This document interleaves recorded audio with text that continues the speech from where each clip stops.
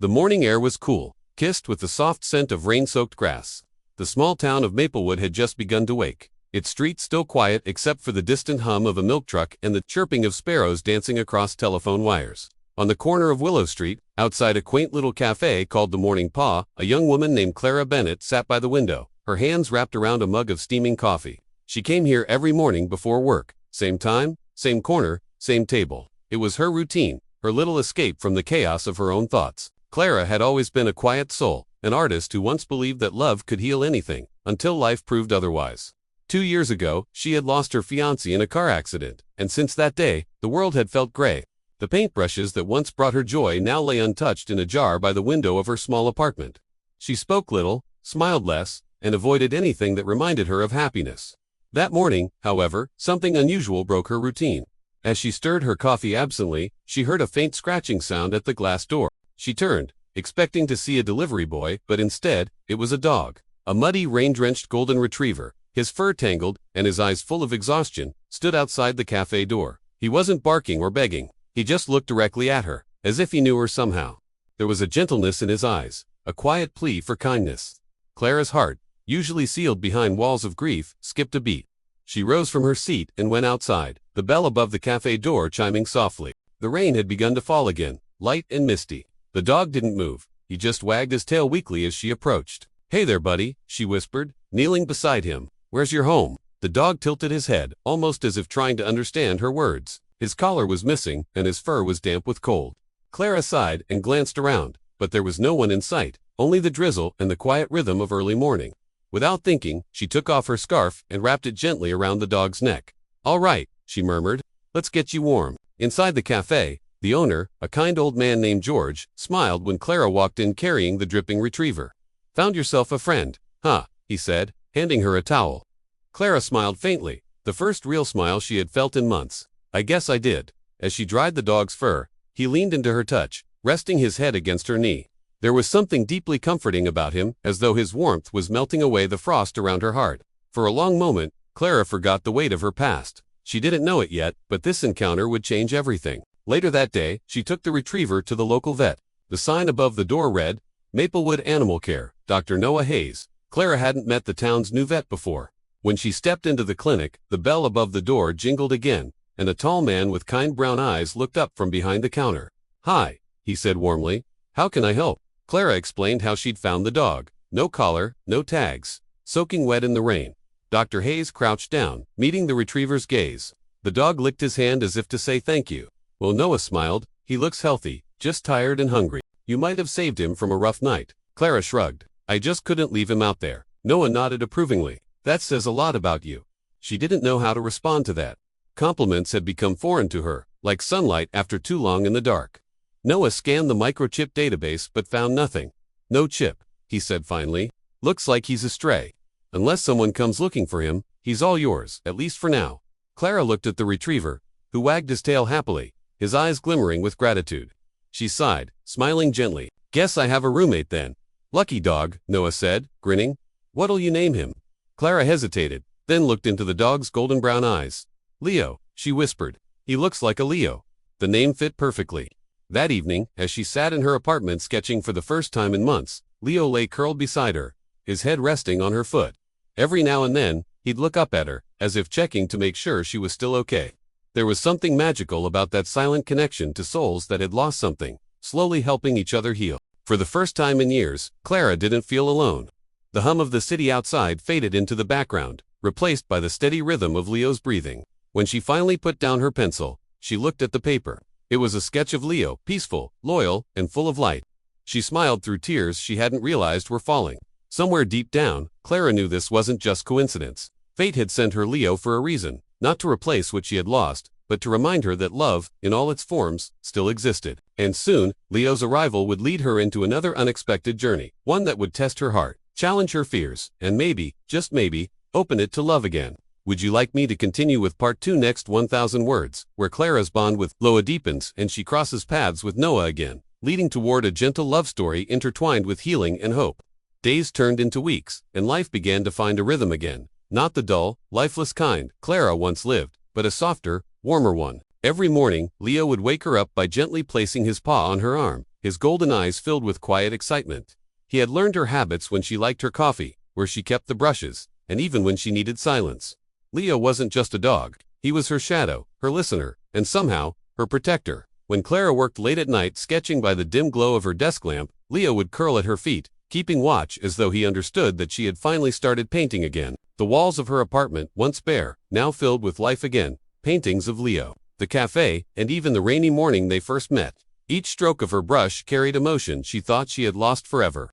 One Saturday morning, Clara decided to take Leo for a walk to Maplewood Park. The sky was a clear blue, and the gentle rustle of leaves carried the scent of spring. Leo, wearing his new red collar, trotted proudly beside her, his tail wagging like a flag of joy. The park was full of laughter, children chasing frisbees, couples picnicking, and dogs playing fetch. For the first time, Clara felt like she belonged among them. People smiled at her, not out of pity, but warmth. She even found herself laughing when Leo decided to jump into a puddle mid-walk, splashing mud all over her jeans. "Leo," she scolded half-heartedly, trying to hide her laughter. And then came a familiar voice behind her. "Looks like someone's enjoying the weather more than you are." She turned to see Dr. Noah Hayes, casual this time, in jeans and a flannel shirt, holding a leash attached to a small border collie. His easy smile made her heart skip a beat. "Hey," she said, brushing a strand of hair from her face. "I didn't know you had a dog." "Yup," he replied, patting the collie's head. "This is Daisy. She's my best assistant at the clinic, keeps everyone calm, including me." Leo wagged his tail, trotting up to greet Daisy. The two dogs sniffed each other like old friends, and within seconds, they were running around the park, chasing leaves. Noah chuckled. "Looks like they get along." Clara nodded, smiling softly. "Yeah, Leo doesn't usually warm up to other dogs this fast. Maybe he sees something familiar," Noah said, looking at her with gentle curiosity. The silence that followed wasn't awkward, it was comforting, filled with the quiet hum of the world moving around them. They sat on a nearby bench, watching their dogs play under the sunlight. Noah turned to her. "You know, Leo's lucky you found him. Not many people would have stopped that morning." Clara looked down, tracing a finger along the edge of her coffee cup. "I think it's the other way around," she admitted. "He found me." Noah's expression softened. "You've been through something, haven't you?" She hesitated, the words forming, but refusing to leave her lips. Then, slowly, she nodded. "I lost someone. 2 years ago. I stopped painting, stopped living, really. But since Leo came, it's like color came back into my world." Noah was quiet for a moment, his gaze thoughtful. "Sometimes," he said softly, "healing doesn't come the way we expect it. It comes with 4 paws and a heartbeat." Clara looked at him, her chest tightening at the truth of his words. There was something about Noah's presence that felt safe, like sunlight through a window after a long storm. Over the next few weeks, their paths crossed more often. Sometimes at the park, sometimes at the cafe where Clara first met Leo. Noah always had a reason to drop by to check on Leo's health, to bring Daisy for a playdate, or to simply share a cup of coffee. And slowly, laughter returned to Clara's life. She didn't notice it at first, how easily she smiled around him, how her heart didn't ache as much anymore. Leo, ever watchful, seemed to approve. Every time Noah visited, Leo's tail wagged with approval, as if encouraging her to open her heart again. One evening, after a long walk, Clara invited Noah in for dinner. The apartment was warm and inviting, the walls filled with her paintings, each one telling a story of healing. Noah looked around, clearly impressed. "You're incredible," he said quietly. "Your art, it feels alive." Clara blushed. "Leo's been my muse. He's the reason I started again." Leo barked softly, as if agreeing, earning laughter from both of them. They talked for hours that night about art, loss, and second chances. By the time Noah left, the moon was high, and Clara stood by the window, watching Leo sleep. For the first time in years, she felt peace. In the days that followed, Clara began working on a new painting, one that captured everything she felt but couldn't say. It was a portrait of Leo lying beside a window, sunlight spilling over him, with a shadow that hinted at another figure beside him, not her past, but her present. The next time Noah visited, she showed it to him. He looked at it for a long moment, then turned to her, his voice low. "That's not just art, Clara, that's your heart on a canvas." Her eyes met his, and something passed between them, unspoken but understood. For the first time in a long while, Clara didn't feel afraid of what might come next. She reached down, running her fingers through Leo's fur, whispering softly, "You did this, didn't you?" Leo wagged his tail, his eyes gleaming knowingly. And just like that, she realized, love doesn't always come once in a lifetime. Sometimes, it finds you again when you least expect it, in the form of a stray dog with a golden heart. Would you like me to write part 3, the final 1,000 words, where Clara and Noah's bond deepens? Leo becomes the heart of their love story, and the ending ties everything together in an emotional, unforgettable way. Winter crept into Maplewood with a hush of falling snow. The once green park where Leo and Daisy played now lay blanketed in white, and the cafe windows glowed with golden light against the frosty air. Inside, Clara and Noah sat at their usual table, the same corner where she had once sat alone. Only now, she wasn't alone anymore. Leo rested beside her feet, his fur thicker for the season, his head resting gently on her boots. Every so often, he'd look up at her and wag his tail, his soft brown eyes filled with the same calm warmth that had once drawn her out of darkness. Clara reached down and scratched behind his ear. "You know, Leo," she whispered, "you really did change everything." Noah smiled, sipping his coffee. "I think he knows," he said softly. "He's proud of himself." Clara laughed, a sound so genuine it still surprised her sometimes. It had been 6 months since Leo walked into her life that rainy morning. 6 months of change, laughter, painting, new beginnings. Her art had started to gain attention again. The Maplewood Gallery had even offered to feature her work in their upcoming winter exhibition. But what mattered most wasn't success, it was peace. She had learned to breathe again, to smile without guilt, and to open her heart to love that didn't replace the past but honored it. That afternoon, Noah offered to walk her home. The snow had thickened, crunching softly beneath their boots. Streetlights flickered on, casting halos of light that danced on the snowflakes. Leo trotted happily between them, stopping now and then to roll in the snow, his joy contagious. At the corner of her street, Clara paused. "Noah," she said softly, her breath visible in the cold air, "I don't think I ever thanked you properly." He tilted his head. "For what?" "For not giving up on me," she said, eyes glistening. "For helping me find myself again, even when I didn't know I was lost." He smiled, the kind that reached his eyes. "You did that yourself, Clara, I just happened to be there." For a moment, neither of them spoke. The world felt still, the snow, the lights, the quiet heartbeat between them. Then Noah reached out, gently brushing a snowflake from her hair. "I think," he whispered, "we both found something worth keeping." Leo barked softly, tail wagging as if to second the thought. They both laughed, and in that simple, beautiful moment, Clara realized that love, true love, doesn't ask for perfection. It simply grows, patient and kind, waiting for the right time to bloom again. Weeks later, the day of Clara's art exhibition arrived. The gallery buzzed with people admiring her work, vibrant paintings of dogs, nature, and glimpses of hope captured in every brushstroke. But at the center of the room stood her masterpiece, Whispers of the Heart. It depicted Leo sitting by a sunlit window, looking outward as if guarding a secret.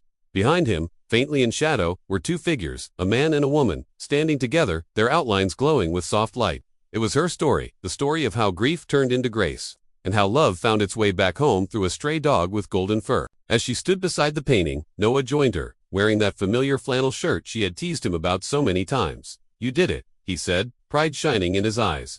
Clara smiled. "We did it." Leo sat between them, wearing a little red boatie for the occasion, the star of the show, drawing everyone's attention and smiles. A reporter approached Clara with a notepad. "Miss Bennett," she said, "your painting has moved a lot of people today. Could you share what inspired it?" Clara glanced down at Leo, who looked up at her as if knowing exactly what she was about to say. She took a deep breath. "Pain," she began softly, "loss, and the belief that love doesn't end. When someone leaves, it just changes shape. For me, it came back as a dog named Leo, who taught me how to live again." The reporter smiled, clearly touched. "That's beautiful." As the evening wound down, the lights dimmed and soft music played in the background. Noah took Clara's hand and led her toward the door, where the cold winter air greeted them once again. Outside, snowflakes fell like feathers from the sky. Leo walked ahead of them, his paw prints marking the untouched snow. Clara watched him, her heart full. "You know," Noah said, glancing at her, "I think Leo's been planning this all along, bringing us together." Clara laughed. "Wouldn't surprise me. He's always been smarter than he looks." Noah chuckled, squeezing her hand gently. "So, where to next?" Clara looked ahead, smiling as Leo turned back to wait for them. "Wherever he leads us," she said softly, and together, they followed him into the quiet, glowing night, two souls and one golden heart walking side by side. Spring returned to Maplewood with the scent of blooming flowers. The cafe had a new painting on its wall, a framed print of Whispers of the Heart. Below it was a small plaque that read, "Dedicated to those who find love again, in the most unexpected ways." At a corner table, Clara and Noah sat with their morning coffee, laughing as Leo played outside with a new puppy they had adopted, a little rescue named Sunny. "Looks like Leo's got his own student now," Noah said. Clara smiled, watching them chase each other across the park. "Yeah," she whispered, "he's teaching him what love looks like." And in that golden morning light, surrounded by laughter, coffee, and wagging tails, Clara knew the heart, no matter how broken, always finds its way back home.